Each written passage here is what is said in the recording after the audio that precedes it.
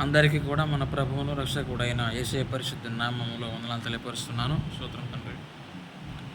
ఒక చిన్న బైబిల్ గ్రంథంలో నుంచి ఒక వచనమును చదవాలని ఆశపడుతున్నాను. అందుకు యేసు పునరుత్థానమును జీవమును నేనే, నాయందు విశ్వాసముంచువాడు చనిపోయినను బ్రతుకును.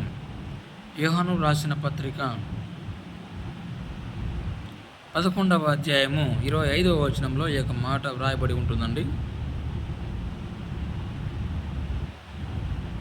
జీవనది నీ హృదయంలో ప్రవహించాలంటే నీ జీవితం ఎలా ఉండాలి? యేసయ్య నీ హృదయంలో జీవనదిని ప్రవహింపచేయాలంటే నీ యొక్క జీవితము ఆయన యందు అంటుకట్టబడి ఉండాలి. అలా కాకోకుండా ఏదో నమ్మినట్టుగా అబద్ధపు భక్తుడిగా జీవిస్తూ ఉన్నావంటే ఇక దేవుడు మొదటిగా తీర్పుని పొందుకునేవాడవు నీవే. దైవ సేవకుడైన దేవుని సేవకురాలైన దేవుని యందు దేవుని భక్తుల పట్ల నీ ప్రవర్తన, నీ మాట విధానము,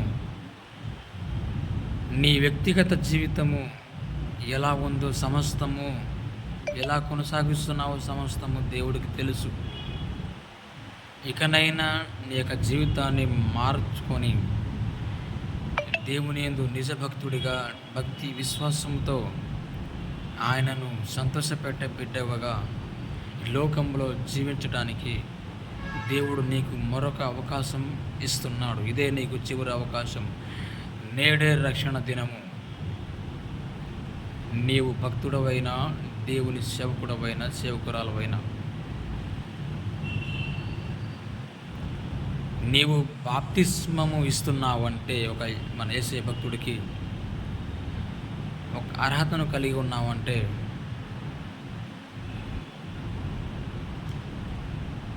నీకు దేవుడిచ్చినటువంటి అవకాశం అది. నటిస్తూ రకరకాల వేషధారణలతో నీ యొక్క వ్యక్తిగత జీవితాన్ని నువ్వు కొనసాగించుకుంటున్నావేమో, అలా జీవిస్తూ బాప్తిస్మము ఇస్తున్నావేమో. జాగ్రత్త.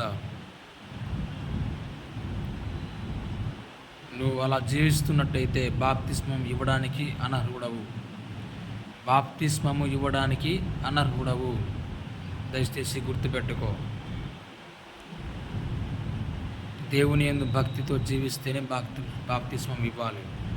వాక్యానుసారంగా జీవిస్తేనే బాప్తిస్మం ఇవ్వడానికి అర్హుడవు. అలా జీవిస్తున్న వారు బాప్తిస్మం ఇస్తే యేసయ్య ఇచ్చినట్టే. జాగ్రత్త. దేవుని భక్తుల పట్ల, దేవుని మీద జాగ్రత్త.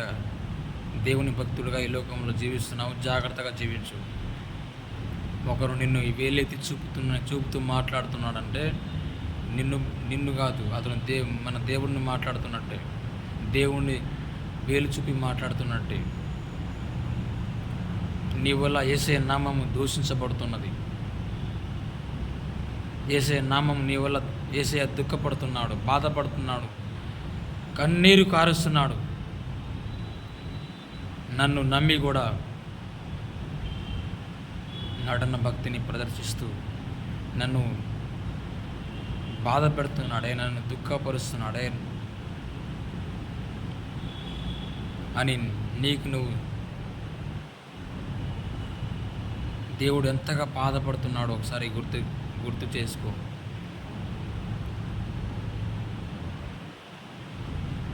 నీకు ఏదో నేర్పించవచ్చు నీ పూర్వీకులు, నీ అమ్మ నాన్న కావచ్చు, నీ పూర్వీకులు కావచ్చు, నీ ముత్తాతలు కావచ్చు. అది నీకు తెలియకుండా జరిగినటువంటిది. కానీ నువ్వు దేవుడి భక్తుడిగా ఇప్పుడు మారిపోయినావు. దేవుని సేవకురాలుగా ఉన్న నువ్వు తోటి భక్తులు బాధపడుతుంటే, సమస్యలు ఉంటే దేవుడు ఉన్నాడు. దేవుని యందు పరిపూర్ణమైన విశ్వాసాన్ని కలిగి ఉండు. ప్రతిరోజు బైబిల్ ధ్యానం చేయి. బైబిల్ చదవడానికి సమయం కేటాయించు.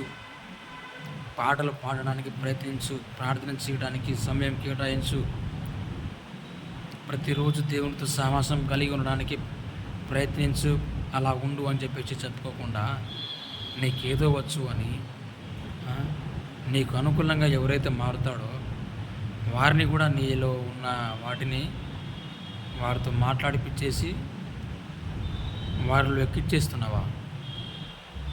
వారిలో ఎక్కిచ్చేస్తున్నావా నువ్వు?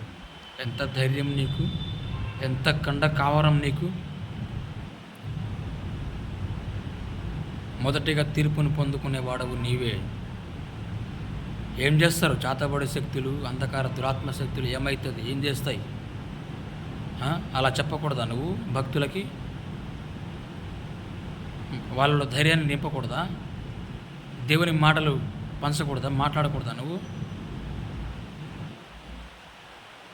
అలా కాకోకుండా నీకు అనుకూలంగా ఉన్నాడని, నీలో నాకు సాహసంగా ఉండాలని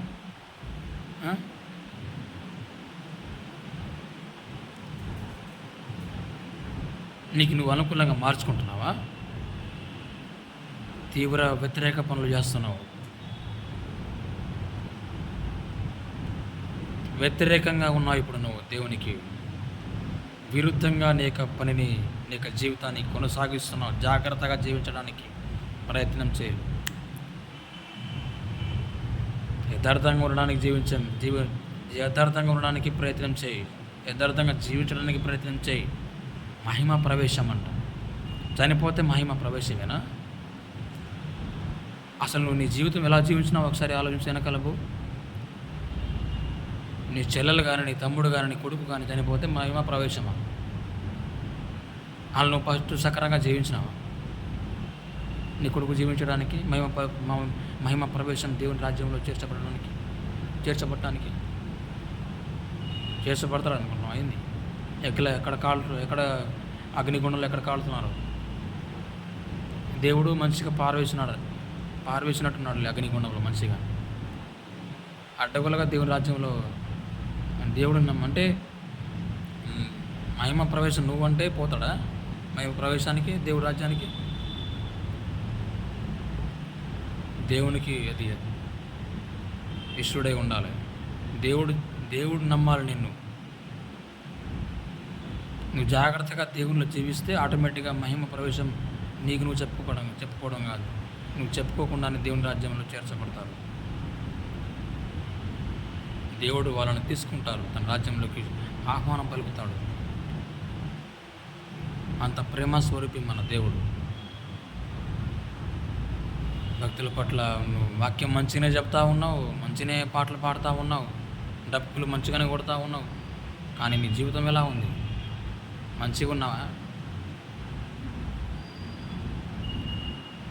గుర్తుపెట్టుకో ప్రియ సహోదరుడా, సహోదరి, మొదటిగా తీర్పును పొందుకునే వాళ్ళు మీరే. అవుతారు. తీర్పు ఎలా ఉండబోతుందో ప్రత్యక్షంగా చూద్దురు. కానీ దురాత్మలంట, చాతబడు శక్తులంట ఏం చేస్తాయి? ఎవడు అన్నాడు చూడు. ఎవరా వాడు? ప్రపంచంలో నలుమూల దాక్కున్నటువంటి వాడిని అందరూ రావాలి, చూద్దాం.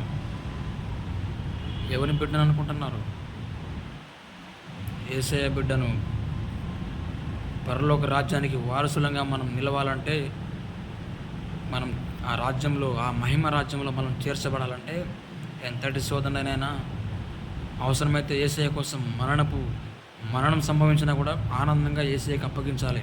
యేసయ్య పనిలో అది నిజమైన భక్తి అంటే, అది నిజమైన జీవితం అంటే, అది యేసయ్య భక్తుడు అంటే. ఏమంటావు? ఇకనైనా మార్చుకొని జీవించడానికి ప్రయత్నం చేయి.